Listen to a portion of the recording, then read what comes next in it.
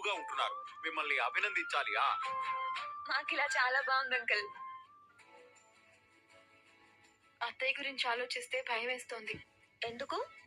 దొరికిపోతామేమోనని. దొరికినప్పుడు చూసుకుందాంలే. లైట్ తీసుకో మీనా.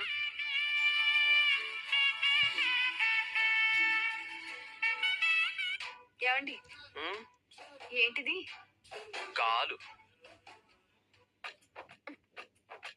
ఇదేంటి? చెయ్యి. మనం హాల్లో ఉన్నాం.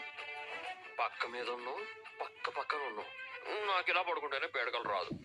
ఆ రోజు లెటర్ వచ్చిందని నీతో చెప్పాను కదా. మళ్ళీ లెటరా? నీ కోడలు రోహిణి గతం మొత్తం నాకు తెలుసు. రోహిణి తన గురించి ఏదో దాస్తుందమ్మా. అది మాత్రం ఏంటో మనం తెలుసుకోవాలి. నీ గతంలో ఏదో ఉందని ఒకరి లెటర్ ఇచ్చారు రోహిణి.